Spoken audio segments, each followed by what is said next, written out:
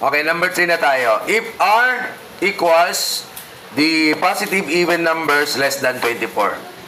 Okay, so what are the elements of set R? Positive even numbers daw, less than 24. Anybody?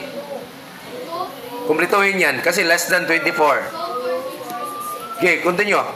2, 4, 6, 8, 10, 12, 14, 16, 18, 20, 22, 24, Up, 24. Ang sinabi diyan is less than 24. So, huwag nyo nang pabuti ng 24.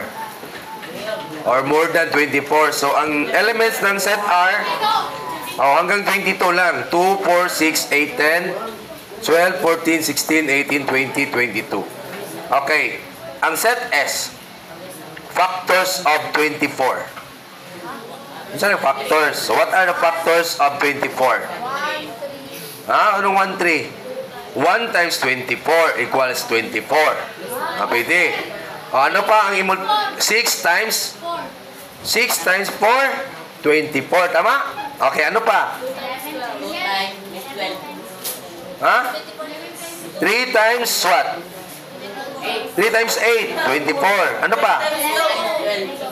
2 times 12. So, 2 times 2. 2 times 12. Okay, muna yung mga factors of 24. 1 times 24. 2 times 12. 3 times 8. 4 times 6. Okay, yan na. So, isulat mo. Set S. So, ang elements niya is 1, 2, 3, 4, 6, 8, 12, and 24. So, muna yung mga factors of 24. Ngayon, ang question natin dito, ano yung intersection ni set R at saka set S? Or intersection ng R at saka kay S? Asa sila nag-intersect? Tingnan ng maayos. Ano yung meron kay R na nandun din kay S? 2. Yes. 4. Yes. 6. Yes. 8. 12. Wala na. Okay. So, ang ilang intersection kay 2, 4, 6, 8, and 12. Diba? So, ang last question, what is the cardinality of R intersect S? Or ano yung cardinality ng intersection ng R at saka S?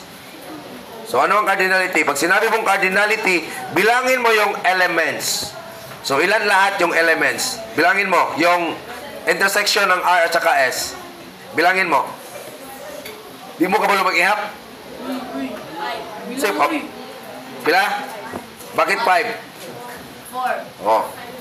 5 ka elements. So, 1, 2, 3, 4, 5. Nako ha, muna cardinality. Kung pilay sulod sa element or pila ka element, muna cardinality. So, ang ato ang cardinality of R intersect S ay 5. Okay, kopya.